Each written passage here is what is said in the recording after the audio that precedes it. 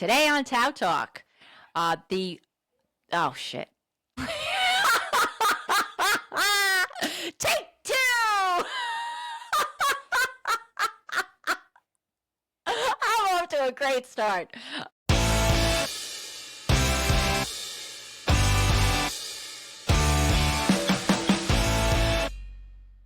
Hey guys, welcome to the TOWTalk Podcast. I'm Denise, I'm here with Neil, and today we have special guest, Town Supervisor Frank DenDanto, Town of Wallkill Supervisor Frank DenDanto. He's here to give us some updates on what's going on with the town and what his vision is for the upcoming campaign season. So how you doing, Frank?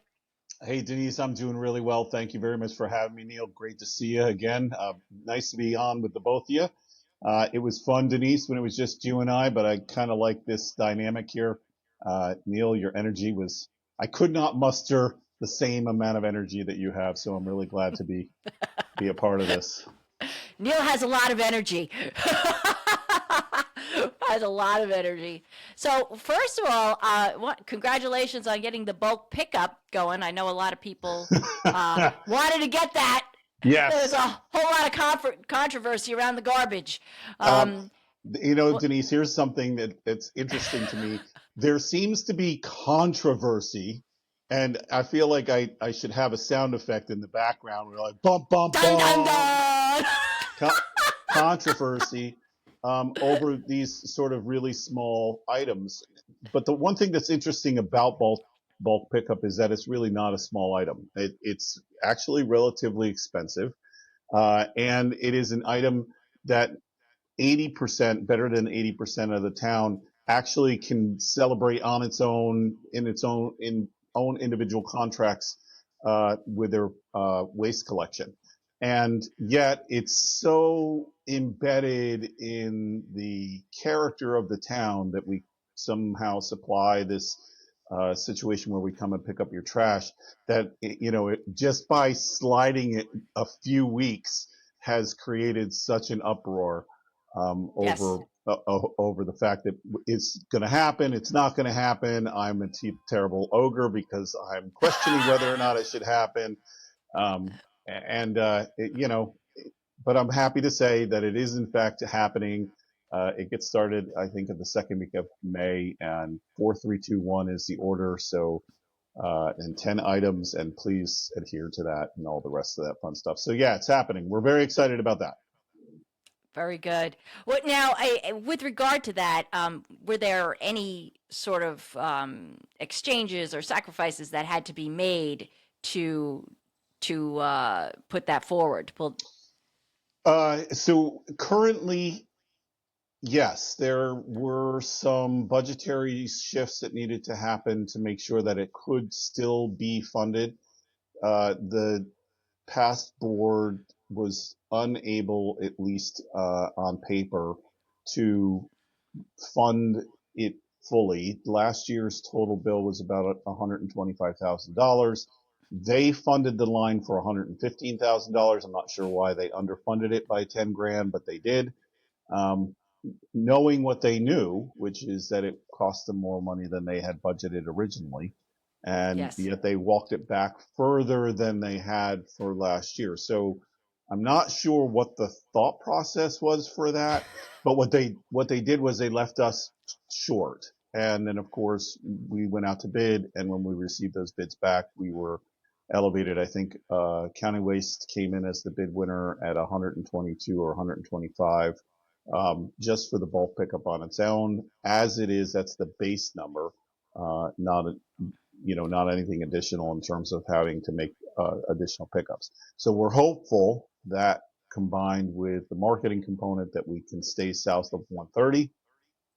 Okay. So that's the goal, is to stay south of 130. So we're going to be really very particular about how we do the pickup and make sure that we don't have to make return visits, and that we aren't picking up more than 10 items per household, so that we can stay right on track with that number. But so to that end, because it was under budgeted, we had to go back and find some more money out of our general fund to do that. So what we did was we rolled back a little bit out of each of the departments that share in the general fund.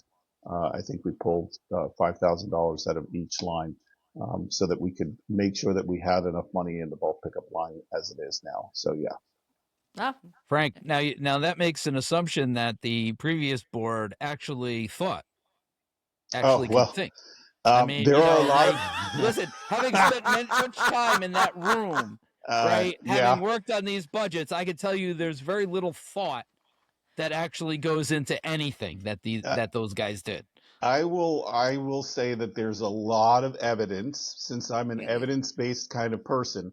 There's a lot of evidence to uphold that theory, Neil. And I think that the whole funding exercise for bulk pickup is a great example of just that, because I'm not sure how, when you're, and I'm going to assume that they did the budgeting when they normally do the budgeting, which is around September, which is a good 3 or 4 months after bulk pickup. So they knew what the bill was. They had paid the bill, that they would go in and then cut that line, assuming that they were going to do bulk pickup again. I don't know how they got to a place where they would have rolled back that number, but that's what they did. I got to be honest. They very rarely had budget to actual numbers. They were constantly behind on having updated records. Right, I saw that in a very real way all the way around, and it was really frustrating.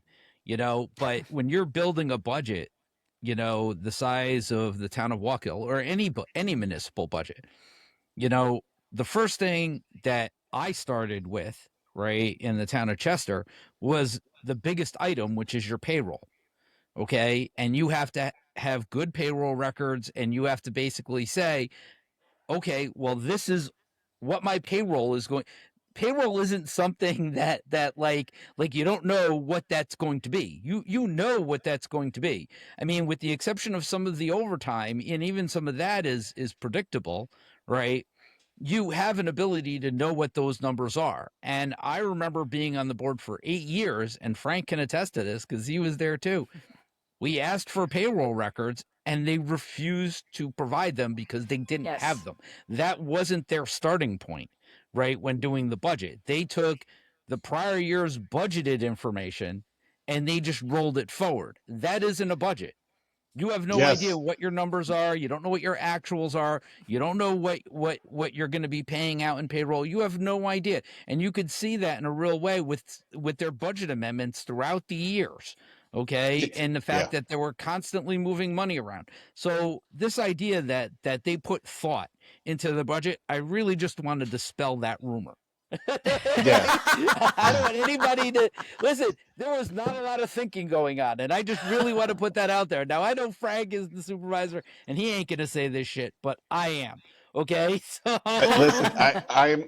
Let's go on to the next question. Yeah, let's go on to the next question. Now, listen, no, Neil's actually right on. Neil's dead on right about that particular thing specifically, and I actually want to address this because this was part of the concern on the week 2, what I call, the 0 hour week, where the current comptroller came to me with her deputy to tell me that town of Wallkill couldn't make payroll.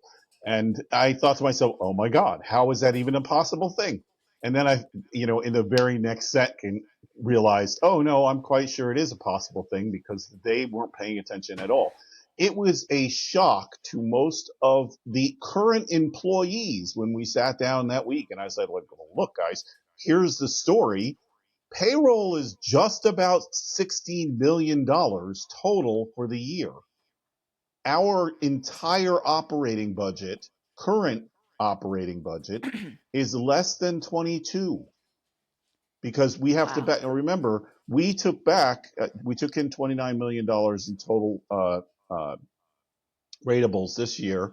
You got to back out the fire districts. So our total number is like around $22 million. And then if you back out 16 mil on your payroll, which is your roughly your yearly payroll, the remainder is what you have to work with. And people's jaws dropped because it was as though it was the first time that they were hearing, first of all, how big the budget is for payroll, but Yeah. secondly, how little there was left with all of the other things that the town does.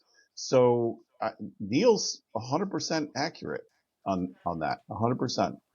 Wow. Gold star, Wow. Neil. Yeah. Listen, I've been helping the budget officer build these Chester budgets now for the last 3 years, right? And every year we get a little bit better. I got to tell you, we were pretty spot on last year. And mainly because the thing that we focused on first was payroll, right? Because payroll is like 80% of your budget, Yeah, yeah, you and it know? really it should be, but it is also the one item that is fixed. So that's the thing that you can actually manage.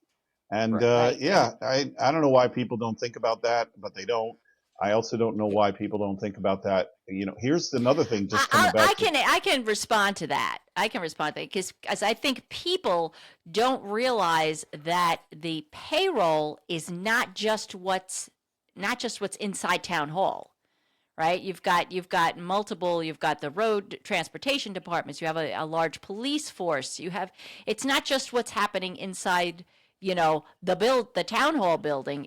There's a lot of people outside. And so, I mean, roughly, like altogether, roughly how many people are employed? And also, does payroll also include subcontracted people? payroll does not include subcontract individuals. So anybody on an independent contract or a 1099 for the town, or is listed as a vendor for the town, so that is budgeted differently and is accounted for differently when it is an Okay. HR item.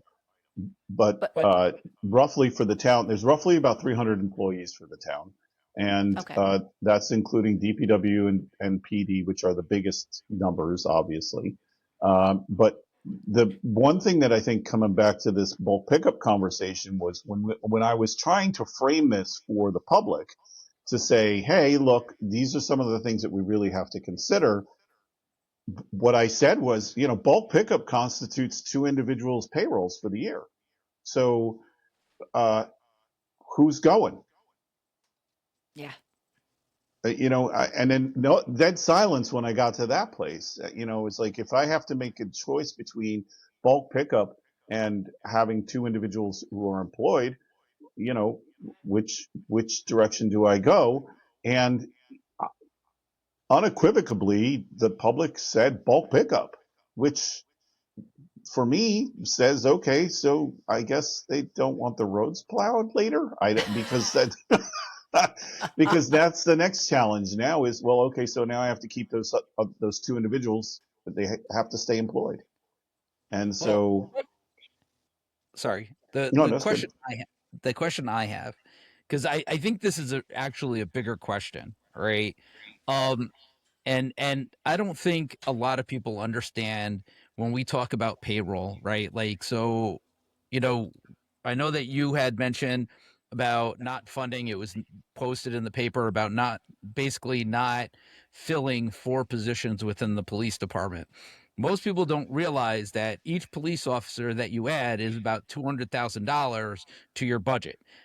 I understand that people don't understand that, right? And that is the most frustrating thing, that when talking to people and telling them that each police officer is $200,000 to your budget, right? They don't understand. But the bigger question to you is since we're talking about those large numbers, 16 million, how much is your pension cost a year? Do Oh, you know that off the top of your head? That's a good I question. don't know that. I don't know the number off the top of my head, but it's 21% of, or roughly 21 or 22% of what that 16 million is. Correct. So, Okay. right, you're talking about a really large number. You're probably talking about I want to say 5 or 6 million a year, that you're talking about just in pension costs. Yeah. Okay. Yeah. Right. And that's a big number, and that isn't a number you can get out of, right? No. Like, you are required to pay Oh, that on an annual basis. Oh yeah, yeah, and part of the financial hit that's happened over many years, and some of it Neil actually witnessed firsthand, where the town did make its uh, pension and welfare payments appropriately, Yeah. and that came back to the town as a bill. And again, if you budget for it over the year, then you have payment installments that you make over the year. When it comes to you as a, oops, we forgot to pay, it comes as a one-time lump sum payment, which pulls directly out of your fund balance. It pulls directly out of your general fund. So, and that's an item, well, you should have been deducting, again, just not to come back and harp on the poor accounting skill set that the town has had up until recently. But that again Harp comes away. back to, yeah, well, the reality is that it was horrible. And at the end of the day, not only was it horrible, but it was detrimental to every resident who pays taxes, because part of our fiduciary responsibility isn't just to hoard the money and guard it, right? It's to make sure that those expenses, that monthly expense to pension and welfare, actually are being done, so that it doesn't end up as a one-time lump sum bill. These are the things that we are entrusted to manage. And when they're not managed, when the town board makes assumptions about what's in the general ledger, then they make errors. This is a great example. I used this example when on the campaign trail last time. I'll use it again. If you don't track on your checkbook, it's really easy to screw up your checkbook, so that when you go to balance it doesn't balance. A lot of people have this problem. But balancing the difference between $100 or $200 on your checkbook is not that big of a problem, because at the end of the day, you're out employed and you can go and make that offset uh, with a second job, or doing some pickup work, or selling something on eBay. The town doesn't really have that same kind of flexibility. So we really live and die by that budget line. And if it's not maintained, and if we're not forward thinking, and if we're using poor information, then it is really easy to end up on 0 hour day where hey, there's no money in the bank account. like Yeah. Well, that's a you real know, thing, and there's a lot Yeah. of people that experience that. yeah. So I equate this to, you go, you get your tax bill, your property tax bill at the end of the year or the start of the new year. This would be like you not properly managing your money throughout the year to be able to pay that one lump sum, right? That's essentially what this is the equivalent of, right? Because as a municipality, you don't always pay things right, like standard, like monthly, right? Like, so your pension payment comes once a year. Okay, some of these large items come once a year. Your insurance bill comes once a year. Okay, so you have to make sure that you're managing your money throughout the year to know when you're doing it. And the thought I always had with the town of Wallkill, which really got me, right, and became very clear once I started doing this in Chester, was the idea of when you get that pension bill at the end of the year, if you're not paying that with the money you have, you're probably paying that in the new year when you get your new tax dollars, which essentially is you're essentially borrowing, right? That's what Frank was talking about when he said we're borrowing from the new year taxes, right, to pay bills from the previous year. That could end up happening, and that was something that I believed was happening when I was there, that they were doing, because there were constantly times of not paying bills, right? And then all of a sudden us getting dinged for interest and penalties later on. And I was always wondering, why are we paying so much in interest and penalties? Because if you don't know where your cash is, or you don't have the cash to pay it, you might be waiting until something comes in to then pay that bill.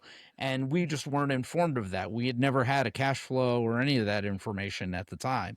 So Frank, now that he's seeing that more, probably knows more than I do on that. But that was something that became kind of clear to me once I started seeing how bills were rolling through.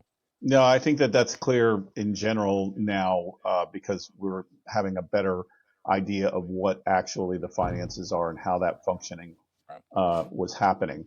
I will say, again, up until about a month ago, and maybe actually now closer to 2 months ago, we were still commingling into the general fund. There was still, a lot of stuff that was glaringly wrong, and in terms of policies and procedures. And I think that anybody, again, who has the responsibility of understanding that they're the fiscal managers of this pile of money would be cued into that.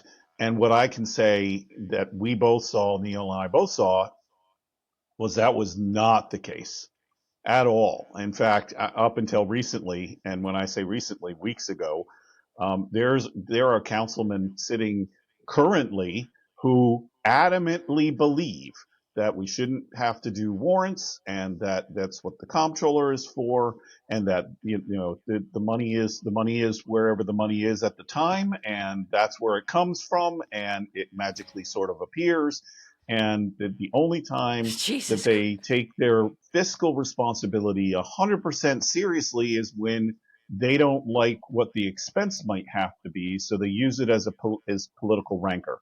And Wow. that's but that's an MO, right? Like that's kind of Yeah.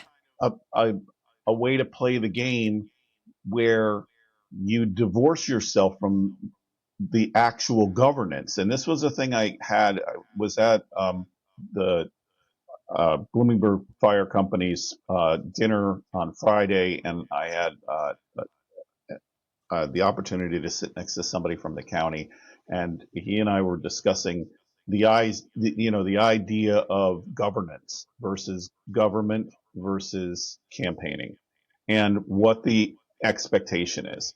And look, I really do believe that I'm going to say this, 90%, I'm probably being a little heavy-handed, 90% of the individuals who get into politics for the right reason. They see a need and they want to fill a need, to use that Yes. animated, that was it, robots, I think, Yeah. see a need, fill a need.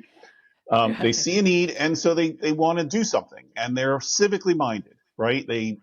I like to use the analogy, they put away the chairs at the end of the meeting. They're the person who puts away the chairs, which means they're willing to get engaged, and they're willing to do the work so that the greater good of the meeting can carry on, and it's a thankless job, but they're happy to put away the chairs. I really do believe that 90%, and that's not party affiliated. That's 90% of all people who get involved in party, get involved in politics. There we go. Do say that 3 times fast. They do that? That they're genuine. That's a genuine motivation. Then what happens is this: they realize that there is this fundamental divide, and that fundamental divide, it splits exponentially. And what the very top of the divide is politics versus governance. And do I do what I do for politics, or do I do what I do for governance, for the actual functioning of the community? And that's where it starts to go wrong. And then it splinters from there. But if you realize that if I do this for politics, then it pays out better, or I stay longer, or I have less troubles, then you start making choices in that realm that are counterintuitive to governance, which is, Yes. I am here to try to make the thing better. And that's where it goes wrong. I mean, I really think that. So, Yeah. when Neil talks about, the council really not knowing, they didn't. They had no idea. They had no reconciled books. They had no point of reference. They were literally spending money, make-believe money in their head, because I also say that they were doing grocery store math in their head. They were adding, subtracting, multiplying, and dividing in their head to figure out what they were going to end up paying at the end of the year. And that's just a horrible way to manage books. And the idea of borrowing from the following year's tax revenue, it creates a vicious circle, especially if what Neil is saying is true, that it was going on years back. It's no wonder that you found a substantial budget shortfall, which kind of brings me to another question. Go ahead. I'll let you. Before you ask that question, I do want to mention one thing because Frank brought it up, right? The idea of the comptroller doing the warrants, okay? There are a number of municipalities where the comptroller does the warrants and pays the bills without the board reviewing it, right? I am personally against this, right? I have seen it, right? I am personally against it. But those that do it, right, have very, very strong internal controls, okay? So in other words, the supervisor signs the checks, right? There is a review process internally where at least 2 or 3 people review everything that goes on, those type of things, okay? So when you looked at the town of Wallkill, my biggest issue with the town of Wallkill, and I know that this is a little bit granular, was that there were no policies and procedures around the review of those warrants, right? Around the reviews of the invoices that are being paid. There are numerous times that I went in there to review the invoices and warrants for the town, and I saw, checks, going to or POs going to vendors, right, that addresses that weren't like the same as the invoice, right? There were mistakes left and right because of the fact that there weren't that review process there. Not only that, the town of Wallkill, the supervisor doesn't sign the checks in the town of Wallkill. That's the one thing that people don't understand. In most other places, your supervisor is signing checks. So there is a review. Like my supervisor in Chester not only signs the checks, he makes sure that every check ties to the PO that's behind it, right? And all those type of things. And he asks questions. So I know that that is getting reviewed against what we're putting out. Okay. And my deputy checks every single PO against what it goes in, and then it comes to me for audit. So by the time it gets to me, there are very few mistakes. Okay. I make sure that there are at least 3 or 4 people reviewing everything before that check goes out the door. Okay. Most other municipalities do the same thing. In the town of Wallkill, they use what's called what are they called? Auto signature. I think they call it the auto signature. Right, Yeah. right. Like what Biden got criticized, right? Auto pen, right? What Biden got criticized for. That's what they use in the town of Wallkill. Is they use an auto pen. So now you have a situation where one person controls all the money going out the door. Okay, yeah, it's gotten better. Listen, I will say the auto pen doesn't really exist quite in the way that it did in the past. Now I actually do review the checks. All that has to go through me before they go out into the mail. So they are crossing my desk. So there is that. There is also the warrants come in front of me before they go in front of the board. So I see them first, and then the board sees them, and then the board authorizes them, and then I authorize the authorization that the board did. So there are a few more steps now than there were in the past. It's true, in the past, it really went through the past supervisor was an extreme micromanager and made sure that he had his hands on everything. So what I can say is, at least in the past 4 years, anything that has gone sideways in the last 4 years is directly the responsibility of the past supervisor, because he had his hands directly on that and in a stranglehold, because no one was able to authorize any POs that he didn't authorize first. Like his hands were in the PO process and the authorization process, in the check authorization process, and as well as in the warrants. I think that maybe, Neil, when you were there, they had just started to look at the warrants, or they were getting a warrant list. I think that was something that was fairly new.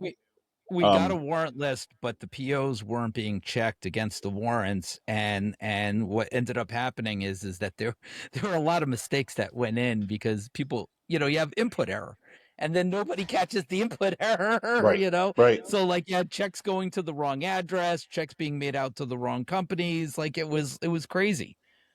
Yeah. Wow. It's like the Wild Um, West.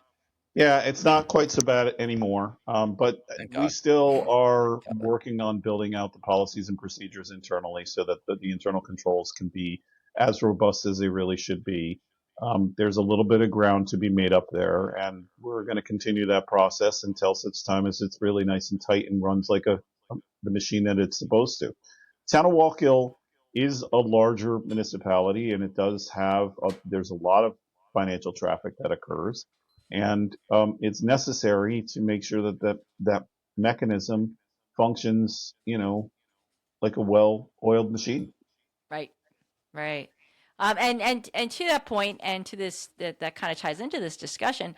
Um, when I had you on last time, you talked about possibly seeking, I don't know whether it was a grant or a loan from the state. I think, have you initiated that? I thought I heard Yeah, something we about that. have. We sent a letter. We did a lot of legwork and lifting and budget cutting, and then I joked a lot about feeling like I was back in grad school writing this term paper that needed to be done.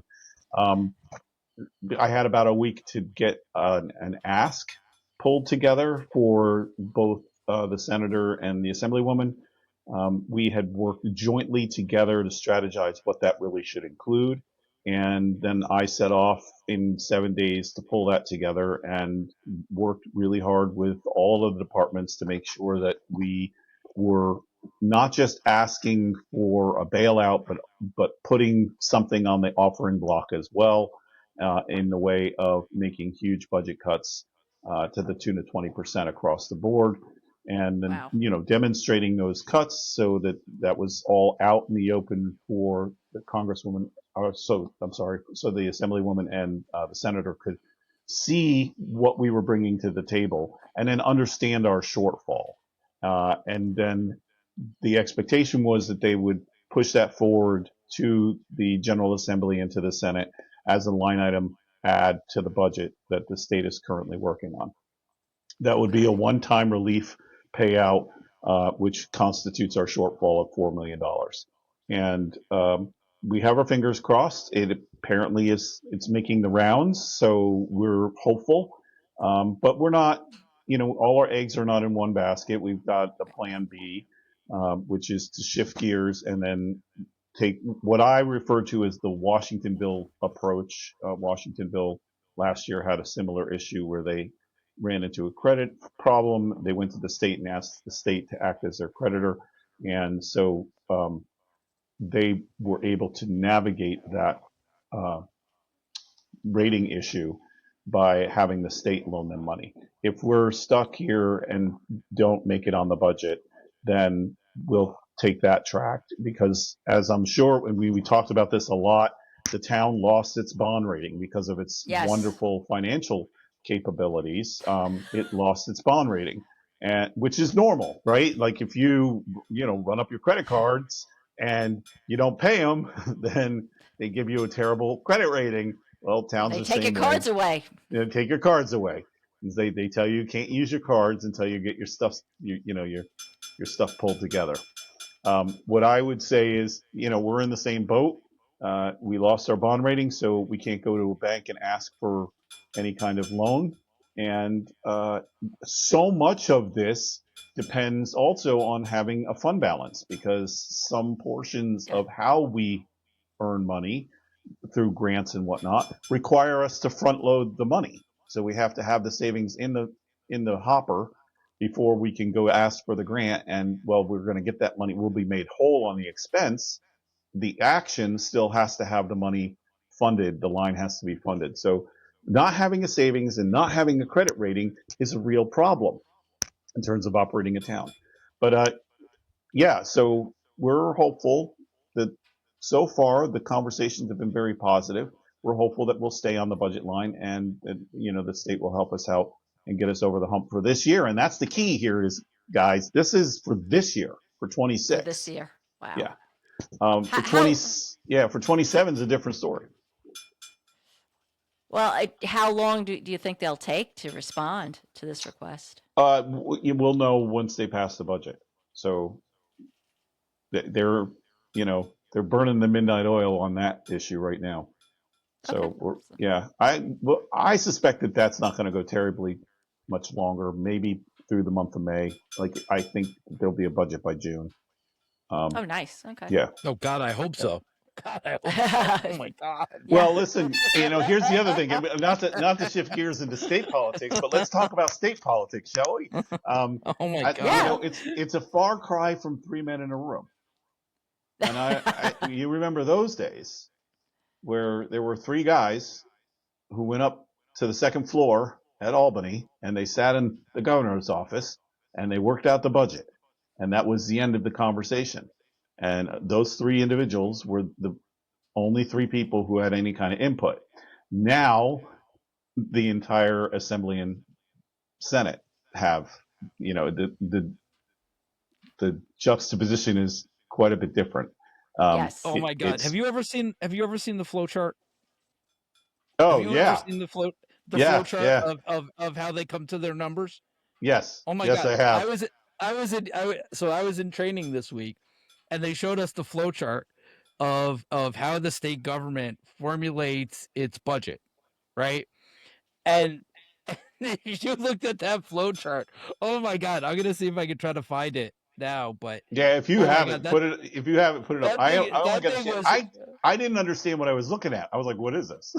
I didn't understand what I was looking at. I was like, I'm pretty sure that's a circular formula error. Like, it just keeps going around, and I'm like, I swear to God, there's a circular error. I actually thought it was gibberish. I was like, oh, this is made up. This is totally not real. But it's real. It's totally real. And again, you're like, well, it's no wonder it takes a long time. Like, because everybody has chime in, and then they get to vote on that, and then they adjust it, and then they vote on it again, and then this committee has that committee saying something about the other committee's work, and then everybody goes back to the table again. It's crazy. It's crazy. It's a process. Oh, I have it. I actually have it. Oh, this is great. Oh, good. Yeah, put it up. Oh yeah, I'm totally gonna put this up. You guys will be. This is a freaking riot when I tell you that it's how. Hold on, let me just. There it is. I'm getting there. Give me a second. Da, da, da, da. Oh, stop. What we got here? That's it. Oh. Yeah. That's it. I love the arrows that go backwards. What the fuck? Right? So this is how the government formulates its budget. This is your flow chart, right? If you can understand any of this, and if you're telling me that there aren't circular errors in here, right? It literally just goes in circles. Like, it's unbelievable. Holy shit! Yeah. Look at this. Arrows Yeah. into arrows. This is crazy. And then you ask yourself, right? Like, no wonder why they can't get a budget passed by April 1st, right? I mean, look at this thing. Look at this thing. This is the process. Cute.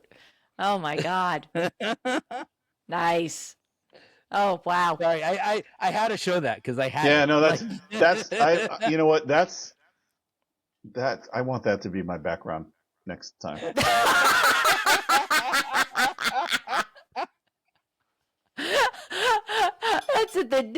Frank's digital background, the flowchart of New York, the circular mess. It's just kind of funny, and it's just, you come full circle back to the town of Wallkill and their thought process.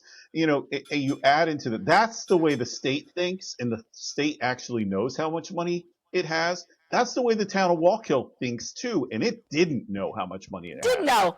No, didn't know. So there was no world where the town wasn't going to run completely out of money. And there's probably no world in that same thought process where the town wasn't going to be completely on the rocks for not having a credit rating. So, this was sort of an inevitable direction, at least over the last decade, probably last 2 decades, because, when you think that the well is bottomless and that it magically fills back up with cash, on the second month of the year, every year, then you're going to make mistakes. And you're going to make big ones. And I don't know what to say other than that. And it's interesting we're fixing because it. That's what I can tell you. We're fixing it. Yes, yes, we want it fixed because because the rumors keep spreading, right? The rumors just keep Sure. spreading. Um, I don't know. I saw a rumor somewhere where apparently now it's being spread that the state's investigation ended with Tobias's conviction. Wait, no, Tobias was not the cause of the problems. Tobias was a symptom. He was hired to investigate the problem and instead exploited the problem and pocketed $400,000 that the bank caught. Not even So the accounting department caught it. yeah, this is what's really hysterical to me. But I will tell you this. First of all, the state's investigation is ongoing. They are coming back. I've had a number of conversations with the New York State Comptroller himself directly in the last 2 weeks. And they've been very positive. They recognize that they have some holes in their policies and procedures that have to be tightened up, obviously, by hiring someone like Tobias. But Mr. DiNapoli agrees that there is no world where someone would be so emboldened to be able to walk away with $400,000 that the barn doors were so wide open and the horses were just wandering in and out of the barn that would be the only reason someone like Tobias would be even encouraged to be able to grab something. It's mind-boggling to me that nobody caught that in the town office, and that really it's by the good grace of Orange Trust and their cross-referencing that threw up a flag. And I'm Yeah. not even certain at that point, once the flag was tossed up, that would have stopped it, because the expectation was that the invoices that were being provided were legit. And really it was the amount of money that Yeah. was being transferred. So yeah, the reality is the situation was so horrible, and up until recently was so horrible that there's no world where that wasn't going to happen. The bigger question is, if someone can grab $400,000, what's to say that, because everybody saw that those barn doors were open, every Yeah. single person in that circle, and it wasn't every single person, what's to say anybody in that cycle wouldn't have grabbed $20,000 to get a new car, or And that's the elephant $10,000 in for the a down room, payment? right? That is the big elephant in the Well, room, right? so yeah, It was, so I knew that there was a problem going all the way back to 2017. I didn't know how bad the problem was until Frank got in his first term in 2020, right? 2020, yeah. Yeah. And when he brought in O'Connor Davies to do the risk assessment, that sort of like, Frank was right. It was at that point in time a 5-alarm fire. I mean, it was, you could tell that the barn doors were completely open, right? You had no idea what was going on, right? There was a manipulation of financial information, right? The reports that we were being given at that point in time by the then comptroller were not matching with the final reports that run Not for at the all. same period, right? Like, so there was clearly something wrong, okay? And they were like O'Connor Davies was like, you guys need to fix this, right? And literally a month after the report was done, you had 3 members of the board saying, oh, we fixed all this stuff. And there was no fixing of anything. Like, I was there. There was no, it was just a matter of what they could sell to the public, and that's what happened. They sold it to the public that they fixed it, and they never did. And you could, when the state comptroller's office came in, that's exactly what happened. I'm like, the barn doors are open here. Like, we need to fix Yeah. this. Yeah, it's really, and it speaks to the level of politic that was occurring at town hall. This idea that we're not really accountable to the town, we're really accountable to us, and it's really about the narrative that we can spin, and not really about anything else. But the reality of the numbers, this is the beauty of money.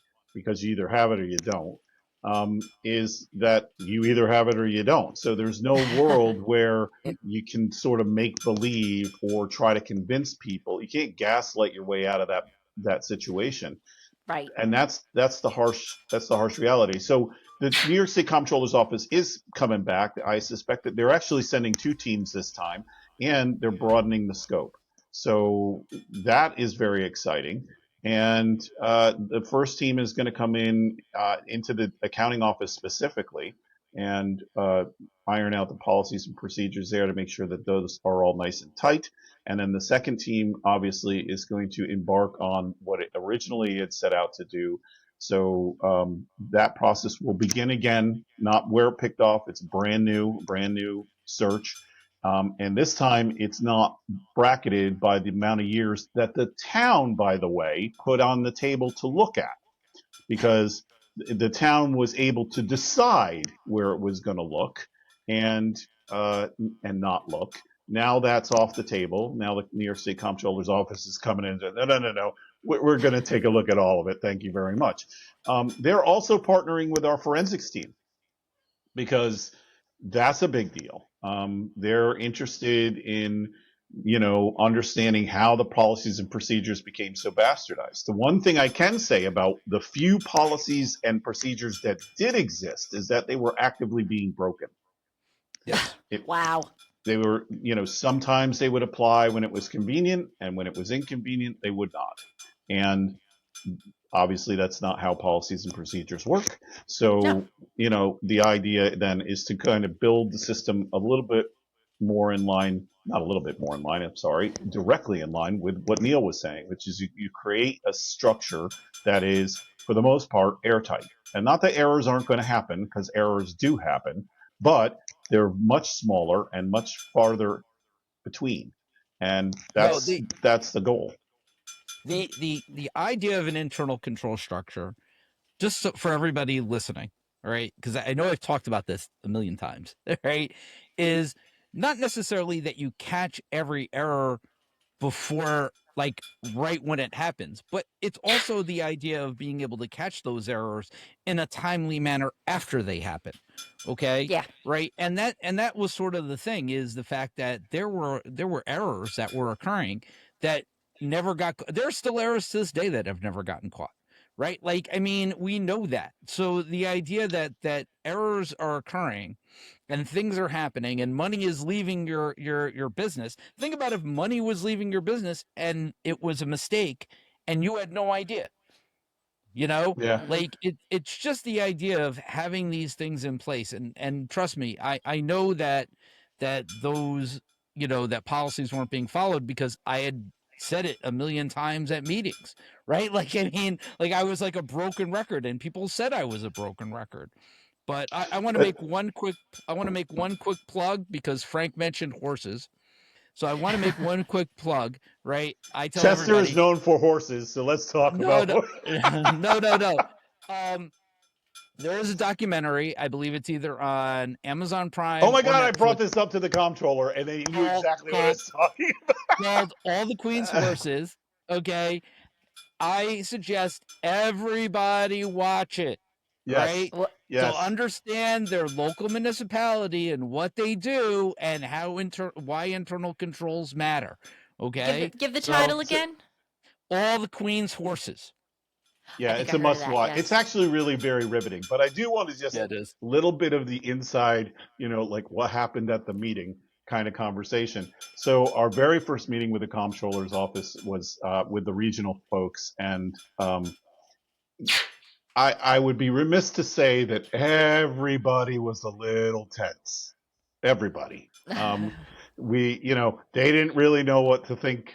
That what were we going to ask? We weren't really sure what they were going to ask.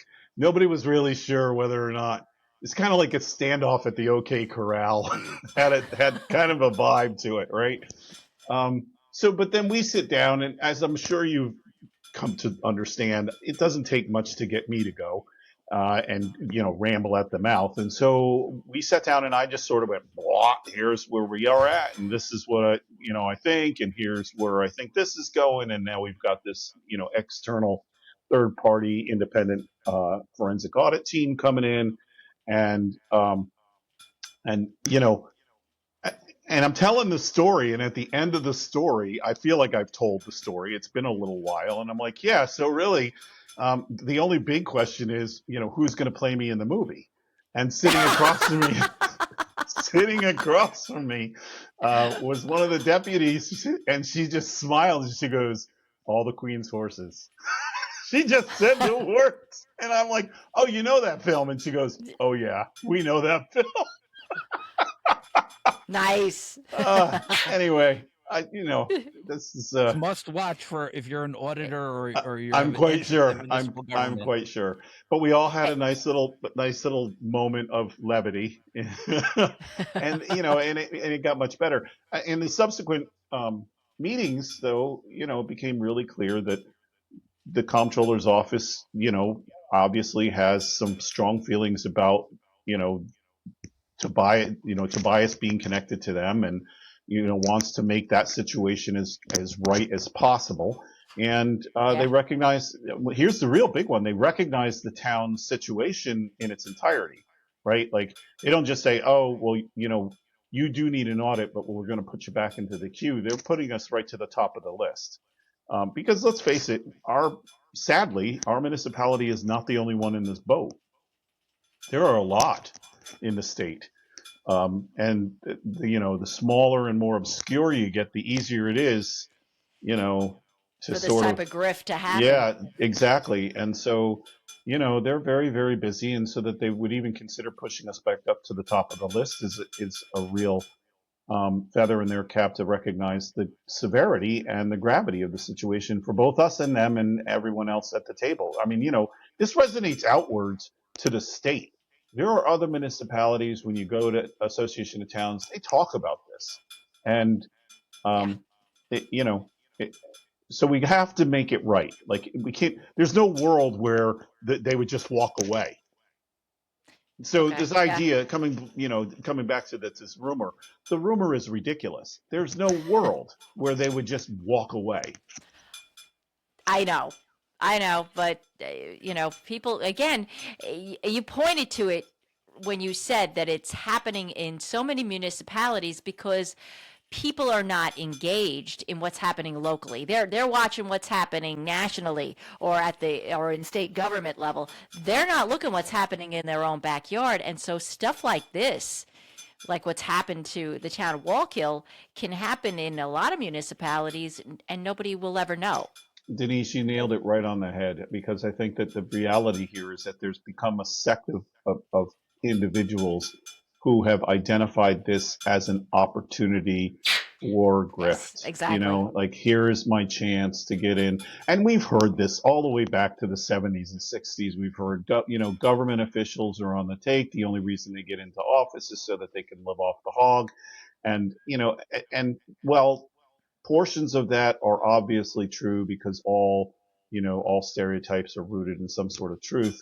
The reality is that it's become, in the last decade, probably the last 2 decades, it's become an actual thing where there is a group of individuals who have really honed their grifting skills, and they have seen public entities as great opportunities because of what you just said, because people are disenfranchised or they're disengaged and they don't really care, or they're sucked into the noise that is the national conversation and they're not paying attention to the rest of it. And honestly, when they drive down their bumpy roads, to talk about, Blaise Gomez just did a thing about which is the worst main street. And I've driven down Florida. That Florida road is not great, I'll say that. But, it just fuels their anger about, politicians just take our money. The taxpayers just, we're just on the hook for it, and then they don't do anything. Well, yeah, they don't, because they're not being held accountable. Because there's this great machine that, has to be governed. And we come back to the governance part of this. You have to govern. Like, you got to do the thing that you're set out to do. You got to do the thing that you're tasked to do. And that's to spend the money wisely, spend it the way that your elected, your constituents want you to spend it.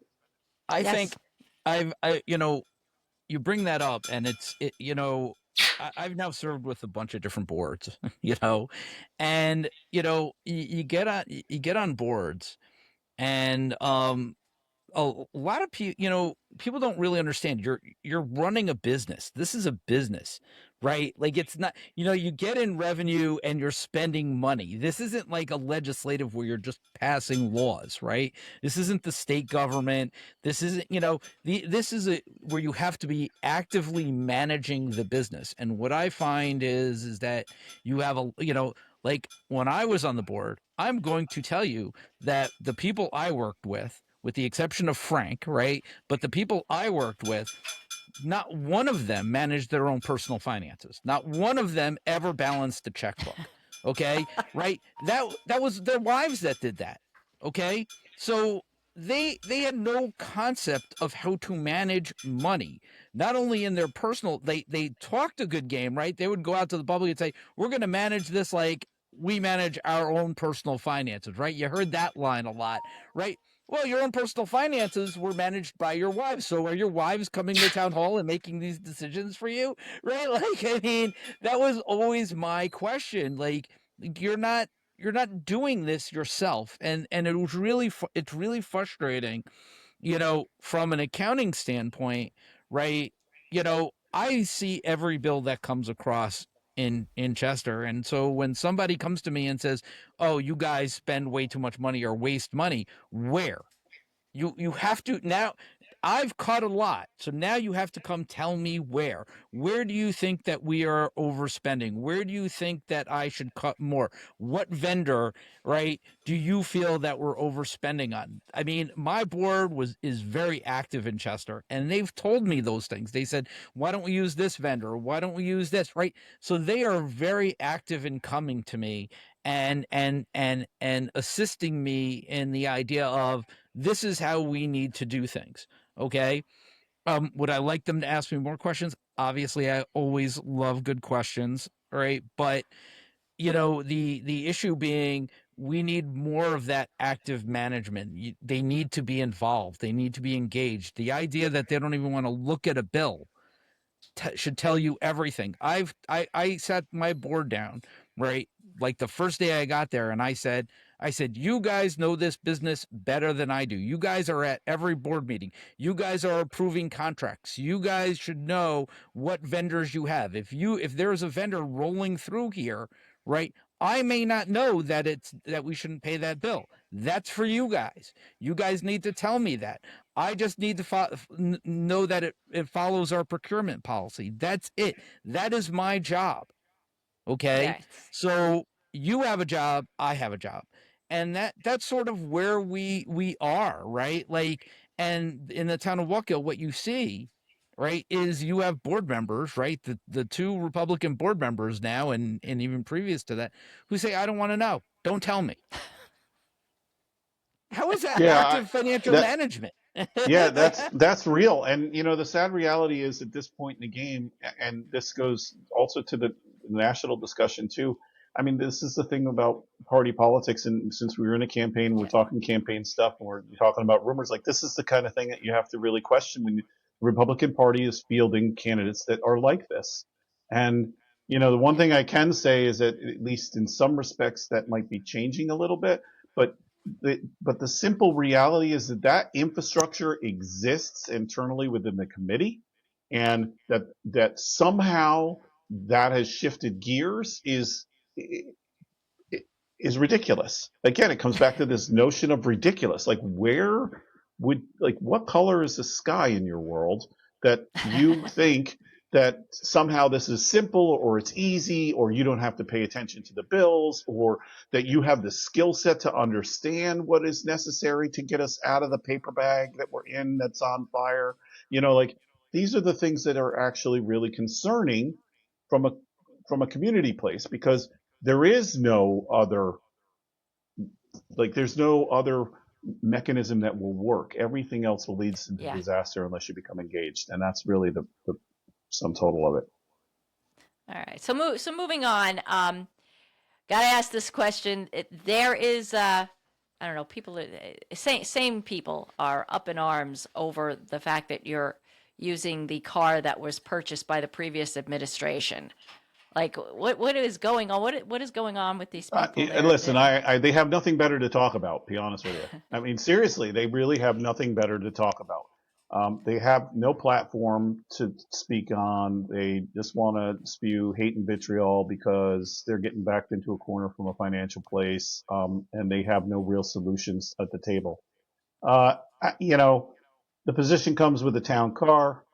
Full stop. There it is. Yeah, I know. I see this going around, and I feel that you know, what's happening financially with the books is really is a much bigger problem here, and that's the thing that's being downplayed, which is really concerning. Yeah, it's a distraction. Yes. I just love that the same people who are complaining about every little thing that Frank does as supervisor, right, kept their mouth shut when, you know, Ed Diana put 15 people on payroll, right, without board approval, right? That allowed a former board member to not pay his water bill for a number of years, right? Like, I mean, these are the same people, right, that have been doing shady stuff for better part of a decade, if not more. Okay. More. And now our complaint, I mean, this is the same thing that he went through the first time around, you know, Yeah, was that that they is so complained true. about every little thing. And my feeling is it's just a bunch of noise from a bunch of whiny little brats, and that's it. Yeah, I will say that history serves that if they're throwing it at me, chances are they did it much worse. And Right. certainly, Projection. certainly, I We see will that a say lot. that Mr. Diana's bold moves, Mr. Serrano's bold moves, those are uncontested bold moves where nobody really seemed to care until all of a sudden they care. So I'm going to tell you again, there's no there, and it is just noise because they have no talking points. They can't come back and say, they have up until recently. In fact, we saw this in the candidate Ralph Carr, who started out with "There's no problem with the money," and he literally changed his tune over the course of the campaign. Yeah, so. And by the way, I like Ralph. He's a nice guy, and he's been in town politics for a very long time. So he knows all the players. He knows all the nuance of the game, and he knows that there is a game. Like there's this difference between campaigning and governing. And Right. my messaging early on in January to the opposition was, "Hey, look, I have 12 months before we're back into it. So really I have 5 months. Can we just back everybody up and let me try to fix this?" And, their solution to that was all of this noise because of what Neil said. And the bigger thing is if they were coming to the table with some other solution, like, "Hey, Frank, you shouldn't go to the state and ask for help. You should do X." But they're not saying any of that. What they're doing is they're nickel and diming, and penny pinching decisions that former boards have made, and they are, literally parroting the talking points now about the finances being, the finances might be a problem. You think? So I don't.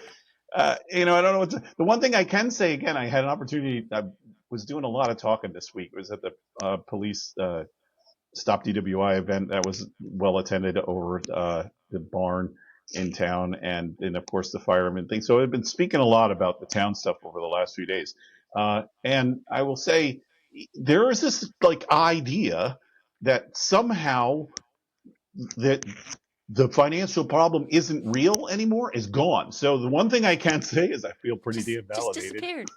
I feel, and Neil, you should too, because that, quite honestly, that was it. And I will say too that I felt like the lift was worthwhile the first time in 20 and 21 when I got in, and I got in literally because Ed Diana told me, listen, this is above your pay grade. And you can't do this job. You're not smart enough to do this job. So quiet down, Mr. DenDanto. Sit back down and, sit in your place. Wow. And so I, probably not a good idea to tell me that. So I jumped into it. But here's the thing. Mr. Diana gave me the gateway when he did his presentation for the town budget for that year. Because on the heels of that, sit down, Frank, you don't know what you're talking about. Frank, who doesn't necessarily consider himself a money guy, sat in a room and listened to him do his presentation, and none of the mathed. And I'm like, where's that money coming from? I don't understand. Like, that number seems to be pulled right out of thin air. And then, he released the budget, and I was like, well, this line isn't even filled, and that line shouldn't even come out of, like, where is that money coming from? So, and then Neil was like, oh yeah, you think that's bad? Wait, hold my beer. So, yeah, and it's been actually odd, but somewhat a good feeling to feel validated that we weren't seeing ghosts. Like that was really horrific, and they were doing really terrible things, and it created a terrible mess that we now have to fix. The problem is that the fix is the fix, and the only way you're going to get through it is consistent leadership. And that's it. And so Yes. the opposition is going to make noise. They have no other thing to do. So that was the year I had to threaten to sue Ed Diana, because Ed, like, no lie. I mean, like, you think the stuff that we did in front of the camera was a lot, right? Like all the arguing and all that kind of crap. I mean, that was the year that Ed Diana turned to me and he says, I'm not giving you anything, right? Like, I got nothing. Well, I literally got the budget and I got no supporting documentation whatsoever. He refused to give me anything, right? And he flat out said, I'm not giving you anything, deal with it, right? And that was sort of like how it went. So I went and I enlisted an attorney who called him up, and he says, you're going to give Neil everything, otherwise it's an election year and we're going to sue your ass. And that's it. Wow. And that's how it went, right? Like, and this was like October, time frame, and Frank was, running against him, and and Ed was like, comes to me and he goes, oh, you don't have to sue me. I'll get you everything. I'll get you everything you need and everything you want to vote on the budget, right? That's what he said to me the day before the vote. I get the email with all the information, right? Like the day before the vote. I had no time to review it. Like, there was no time, so I voted no. But like that's how we operated. That's how we operated. That's the sabotage. Yeah. So, right. So that's the game in the game, right? And my feeling is I don't really want to play the game. I'd prefer not to play the game, but I recognize it. I've been in the world. Here's the thing that and again, not to get into the national conversation, but part of the reason I think that New Yorkers specifically have such vitriol for Trump is because everybody knew he was a grifter. Like, everybody knew. There was not a single person that didn't recognize him for exactly the 3-card Monte guy on the corner of 14th and Broadway. And yes. And so we've sort of had to stomach through that, because there was never going to be a world where if this guy gets into the big room, he's not going to take everything that isn't nailed down. And we're literally seeing it for the second time, right? The first time he didn't know what he didn't know. It's on steroids. Well, and that's the thing, Denise, too, we talk about, because I'm sure you're going to want to talk a little bit about term limits. That's coming up. We might want to talk about that here today too, or maybe save it for another show. But like, there's the stuff that you don't know when you get elected, right? So we talked about the guy picks up chairs, the girl picks up chairs. She wants to run for office. Then she gets in and she becomes jaded. How does the jading process happen? This is how the jading process happens. There's the stuff that you don't know that you don't know. And the best you can hope for, the best, is that you take that 4-day seminar that Associations of Towns puts on. Very good seminar. It's run by the Comptroller's office. Quite literally, 3.5 of the 4 days is spent on you don't have any idea how big a problem it is if you screw up the money. So don't screw up the money. I mean, they really, I wish this was theater, but like, they do, and it's really very good, but they do theater of this. They like, and I drank, and I told Mr. DiNapoli this on the calls this week. I said, look, man, I drank the Kool-Aid. Like I really did. I I believed that the New York State Comptroller's office had teeth and wanted to go after electeds who actively screwed up the money. And there's no world that, and it might be going out on a limb here, but there's no world, and maybe Neil will help me in this support, that the last board can claim any kind of ignorance. They sat and they knew and were told year after year after year and did nothing. They did absolutely nothing. So Wow. that's what you have to expect out of that circle, is that kind of action.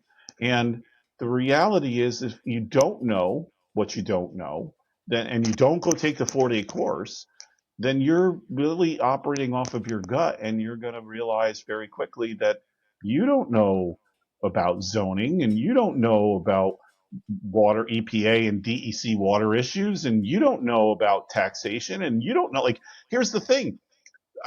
I was told, town brought in $38 million. So I don't understand why you keep saying that we have to work with a budget of $28 million for 2027. I said, let me just rephrase. The town took in $29 million, well, $34 million this year. $34 million, back that out, and these are all rough numbers, but if you back out the fire departments, which, by the way, most people don't even think about, that your fire district taxing is in your property taxes, you got to back that out. That's the number. Well, what's that number? $29 million. Okay, now, well, it's actually really $22 million. Oh, I see. So it's $22 million that we have to work with? Yes, that's the number we have to work with. Okay, now back out $16 million in payroll. Newly electeds don't generally think in those terms. I mean, again, Neil could, because his background was in accounting. He knew what to look for. Accountants, lawyers, professional individuals. The only thing I had really going for me is I had this executive leadership stuff that really was helpful. It was helpful on a broad base to understand how to run a town of 300 people, how to do that with individuals with a budget line of $30 million or in that ballpark, how to break that out, what some of the governance items were, like in terms of accountability and flow, because of the organizations I had been involved with. If you don't know this stuff, you need at least 2 years to ramp up into it. Really? Oh yeah, at least 2 years, and then maybe you're on. Yeah. It's true. I needed 2 year, like when I got on the board in 2016, and it took me about 2 years really to get up to speed with like just the legality of what I should be getting, the information I should be getting, right? To know that you could right. go to Ed, to know that you could Right. sue Ed, right? Right.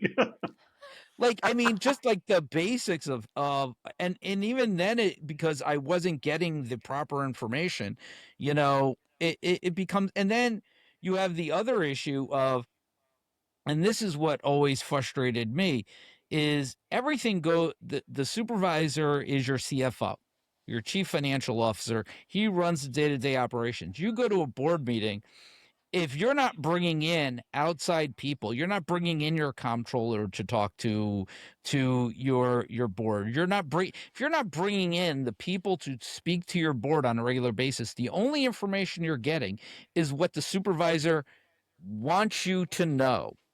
Oh, yes. That is much yes. different than him telling you everything, right? It's them telling you what they want you to know, right? And that happened a lot, right? Like, I would sit in meetings and I would get told one thing, and then I would go talk to people and find out that wasn't true, or they didn't say that, or that isn't right.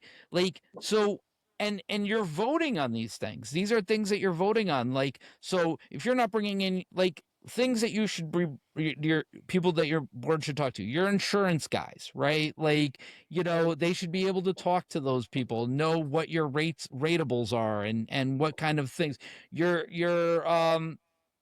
workers' comp people, right? Like, just your professionals, your engineers, like people come talking to you about what they're charging you for and what, like actively managing these people, right? If you're just getting the information from your supervisor, right, you don't know what kind of line of bullshit that they're giving you.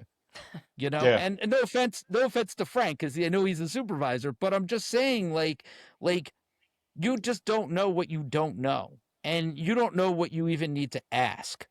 And I think Yeah. that That's becomes real. really problematic when you're on a board. Even Frank as supervisor, when he got in, he didn't know what to ask when he first got in, and then he learned, and he had to, and not for nothing, Oh, it and they was were very, quick. They were quick to come at me. I mean, Neil can tell you, they were yeah. quick to, like, when I made a misstep, they jumped on me as though I, you know, stepped on their toe. They came after me hard. And so, again, this is agenda driven. And again, it was all about shielding the practices that were occurring at the town from a financial place, and shielding the accounting practices that were happening in the town. And coming back to where I started with this discussion with the comptroller, like, this is the stuff that really matters. And so when I was on the phone with the comptroller talking about going after, like, who to go after and why, this is what I was focusing on. And I'm going to tell you, Mr. DiNapoli was very clear to say, no, that's exactly what we are all about, is, making sure that taxpayers' money are safeguarded, and that they're not being dealt with like somebody's own personal piggy bank. And so that, if the elected is like, I'm going to run this as though it were my own money. Well, you be careful with that Spending statement. it like it's your own money too. And well, I'm going to be fiscally conservative because I don't think that we should have, an LGBTQ thing. So I'm going to pull the plug on that. Or I don't like that individual, so I'm not going to fund that thing. Like, you can't do that kind of stuff. You have to be. Yeah.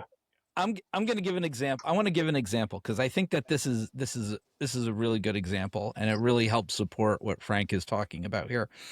So when I first got on the board, one of the big things that the supervisor at the time wanted to do was an inventory of our assets. And he went out and we ended up getting stickers, right? Like those bar scanning stickers. And we put them on every single piece of equipment we had, every fixed asset, like everything. We put these stickers on everything. Okay. And here I'm thinking as a board member, like, oh, great, we are going to have a better way of tracking our assets, right? In 2022, the Comptroller's office comes out and they go around to all our buildings and they said, well, you have these stickers, but they don't go anywhere. There's no database that you have that actually relates to the stickers. And nobody could knew where the scanner, like if we even had a scanner. Like so we literally put barcode, like as a board member, you have no idea, like you think you're doing this great thing, this big thing, right? Like, oh great, we're getting this and we're getting that and we're gonna be able to track our assets, and you think that you're doing something only to find out you didn't really do the thing. Neil, I did listen, Neil. I'm just going to tell you that the con only works if it looks legit. Right. Yes. And that was the thing, right? But again, it's the idea of follow up, bringing people to your meeting, right? Like, so the stuff that Frank's doing right now, that's what we're seeing. We're seeing him start this process of actually and it takes time. Nothing happens overnight. He's only been in office for 4 months, and he's made great strides in those 4 months, but you have to understand, like there's a lot of shit here, right? Like you're uncovering years. You're talking about a $30 million organization with decades of neglect, of management neglect. So now you have to fix it. Yeah, which doesn't get fixed in 3 or 4 months. And, and of course, with a 1-year term, which means that you're in the campaign season now. Sorry about that. I just hit the mic. You're into the campaign season.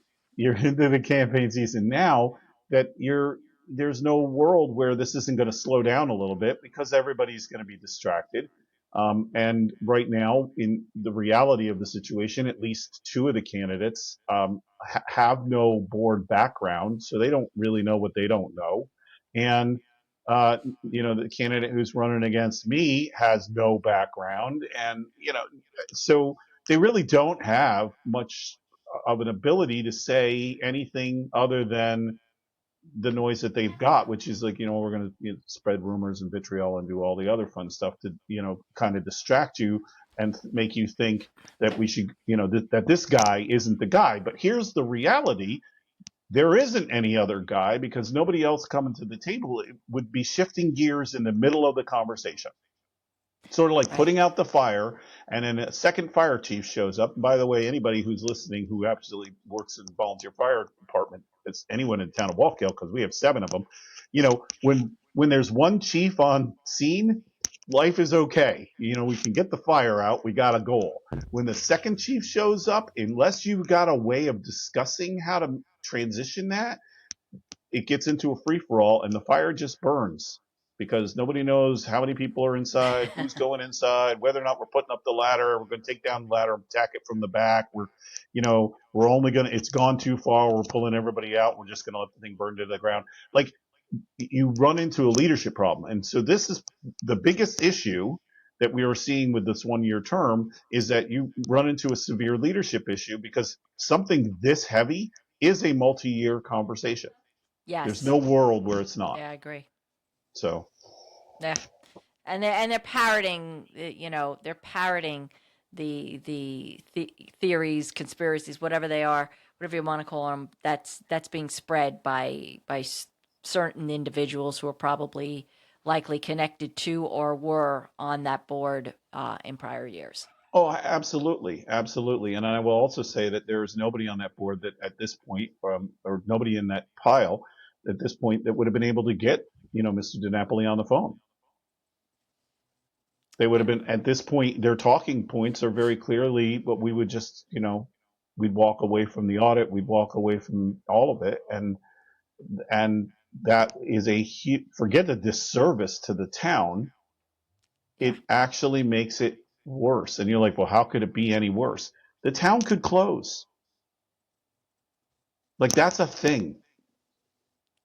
The town wouldn't have money to have employees, which means that it would only, and we don't really need to have a DPW.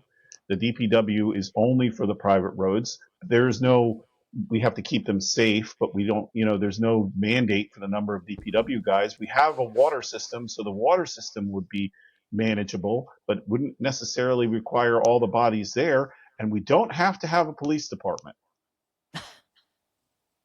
Wow.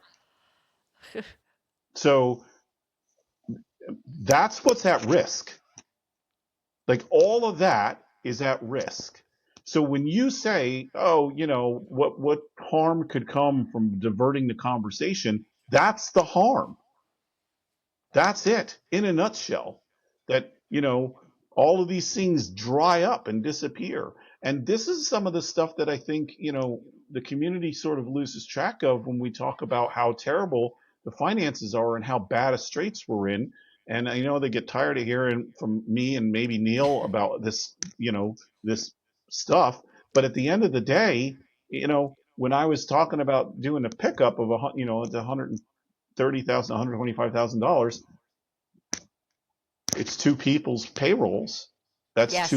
two less plow guys on the road in November. And, these things have direct impact. And so if we pull the plug on this discussion right now, then you are nowhere. There is no more further conversation to be had at the state. There is no plan B or plan C because nobody knows those, because that's me. And at the end of the day, we're at the risk of it literally stopping in the end of October or November-ish. Wow. There are municipalities. So there were municipalities that have been in this boat before. There have been a number. So if you go to the Office of the State Comptroller's website and you look at their reports, they put forth many reports about this exact situation. They've put in, installed financial managers in municipalities that have had this type of problem in the past. That is one of their things that they do keep on the table is installing a financial manager.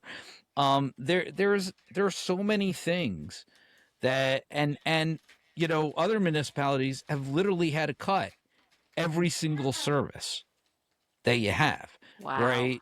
Yeah. Like, I mean, the state isn't, the state looks at your services and they say, well, you don't need this. You don't need that. You don't need this many police officers. You don't need this many DPW. You don't have to plow your roads. Just, you just fill in the potholes. That's it. I mean, Yep. like, Just coal people, patch the potholes. You can have 4 right. guys to coal patch the potholes, and that'll be that. And They they don't do that. care. They don't care, and they really don't, because then they No. become functionally minded. Right now, they're just fixing the problem. So Correct. uh, their consultant is putting in the policies and procedures that you should have put into place. They're value engineering whether or not your DPW is too big, too small, whether your police department is too big, too small, whether or not it can be offset to a shared services agreement, which then all of a sudden now the town gets put into a shared services agreement that it didn't even ever want, because this is now a mandate. Because now, just like we were under federal mandate with the police department a few years back, this would be a state mandate where all of a sudden you have to do the things that and then that doesn't take into consideration what the taxpayers feel that they're getting for their money. Because let's face it, taxes are going up and they keep going up, and your property values keep going up, which I guess is a good thing. But at the end of the day, you got to come up with that cash. And it makes you feel a little bit better if there's a police department and the roads are actually getting plowed and the water actually works. And Right. these are the Getting things something for your money. exactly. But if you're not getting anything for your money because somebody, some third party entity came swooping in to try and value engineered all of that away because you weren't savvy enough to get yourself out of the pickle, then that's how it goes. And so the reality is you can either stay the course and fix the thing, or you can, go for what's behind curtain number 2, maybe. I don't know. I don't, nothing ever. There was really very rarely anything good behind curtain number 2. Yeah. No. Not to bash Bob Barker at all, but Right. It would be, Well, it would be bad. Listen, municipalities run the way they run, and you have to have good people who are interested in actually managing the business and who yes. review the documents and ask good questions. Your job is to ask questions, whether you like it or not, just do it. And hopefully you get good answers. And if the person that you're asking doesn't know the answer, force them to find out what the answer actually is. You may not Go like to it, but yeah. the answer is the answer, and that's it. And that's what I try to tell people is you may not like the answer. Your 2 choices may be bad choices, but you got to pick one. There's yeah. not always going to be a good choice. So And Frank, yeah. oh, go ahead. Oh, Go go ahead. ahead. No, I said, and you have to think outside of the box, right? Yes. Like you got to be able to come to the table with a skill set to be able to think outside of the box. Yes. So winding up here, I just wanted to point to 2 things. First, we have that beautifying event. Is that coming up next weekend? Yep, that's coming up next weekend for sure. So just tell us a little bit about that. So, in the spirit of Earth Day and in line with cleanup, the town has traditionally done a weekend where the council people will get together with their wards and they'll pick a location and they'll beautify that location. Basically, it's a couple hours doing roadside cleanup, and we're doing that next week. And I don't know where the locations are off the top of my head. Each ward is different, but that is posted on the town website. And that's the goal, is to just try to clean up from the winter. I'm sure everybody is very happy that we're getting some warm weather, although I guess it's getting a little cooler this week. But still, it is spring. My allergies can attest. Yes. Oh, yes. Tell me about it. Yeah, so that's coming up. And then you had asked, a Touch a Truck is coming up as well. That's on the weekend of the 9th. Yeah, and that's actually a really big event for the town. So we do this every year. It started out rather small. It's now expanded to, I think it includes all the fire districts and the DPW guys and some Con Ed folks. And I think we have a helicopter that comes in. And Really? it's an opportunity it's actually really exciting for kids who are interested in large scale, big functioning apparati to be close to them and climb in them and, muck about with them in a setting that is safe and supportive and educational. And it's a fun time for families to sort of run around and have that kind of exposure and talk to some of the people that operate those pieces of equipment. So that's coming up. I think that's on May 9th. May 9th. And where is that going to Yeah. be? That's at Circleville Park. Oh, okay. Yeah, so pretty central to everybody. That's a great little park. I love that Yeah, park. yeah. And just to wind up here, now that campaign season is running up, what are your plans? You have some events. Are you going to be doing any kind of speaking? I know we discussed about a podcast. I don't know if that's going to be part of this. Well, you know how difficult podcasts are to put together. So Yeah. I'm going to say that I do have a finite amount of time to sort of sit down and try to suss the process out in a legit sort of way. Uh, Impressed is an understatement with the fact that just even in this cast, we ended up accidentally live streaming, and that's just a button. And I'm like, oh my God, I don't want to be like practicing and then accidentally stream somewhere. But I'm working on a podcast, so and I'm not. It's not so much a podcast as just video vignettes to the public so that they can hear directly from me. We are doing teas. We do those every month. So the next one will be coming up in the beginning of May. That will be on a weekend event, probably a Saturday morning. And those are really great opportunities. That's where I learned how important pickup was to the community. Because Yes, you I held a really vote. honestly thought that, people, when they hear how much it costs, they're going to be like, no.